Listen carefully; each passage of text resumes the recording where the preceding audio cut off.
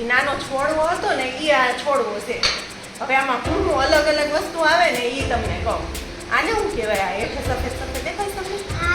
આનું કહેવાય. આવડે છે? હાલો કહું મૂળિયા. શું કહેવાય? મૂળિયા.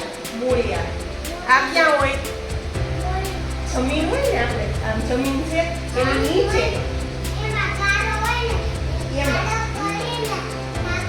હા નાખ દેવાનું હોય પણ આ જમીનમાં ગારાની અંદર હોય પછી ગારા હા પછી થોડું મોટું થઈ જાય ને પછી આ ઉગે પછી આટલું હોય ને આ બધું ઉપર જમીનમાં હોય બરોબર. હવે આ જાડો ભાગ છે ને એને શું કહેવાય? થડ. શું કહેવાય?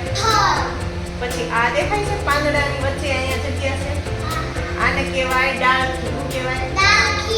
આને શું કહેવાય? પાંદડું. સરસ. કેટલા પાંદડા છે જોવો તો દેખાય છે? મોટા નાના આ હાવ ચડી કંઠા દેખાય છે? ગણતા ફાવશે? હાલો તો જોવો તો આ ભાગને આખો જોઈ લે. સાહેબ તો આગળ લઈ તો હું તને કહું ને કેતો જજે મને શું છે એક પછી એક વારો. પેલા આ શું છે યાદ રહ્યું? શું છે? મૂળિયા. મૂળા ને મૂળિયા. શું? મૂળા શું હોય? આપણે સફેદ કલરના હોય ઈ ખાવાના પણ આ મૂળિયા. સરસ. પછી આને શું કહેવાય? હા એ ગાળામાં ગાળ દેવું પણ આ જાડું જાડું એને શું કહેવાય?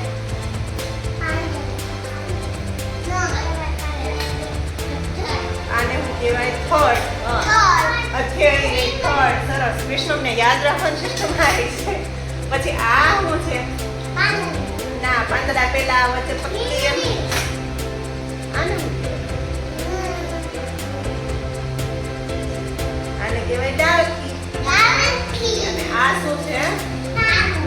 પાંદડું. સરસ. પછી આ થોડું મોટું થઈ જાય પછી આની ઉપર શું આવે? ફ્રૂટ આવે ને?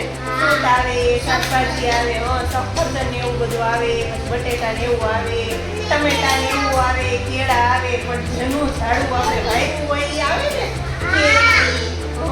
આંબો વાવ્યો હોય તો કેરી આવે. સફરજન આવે પણ સફરજન ક્યારે આવે? તરબૂચ. પછી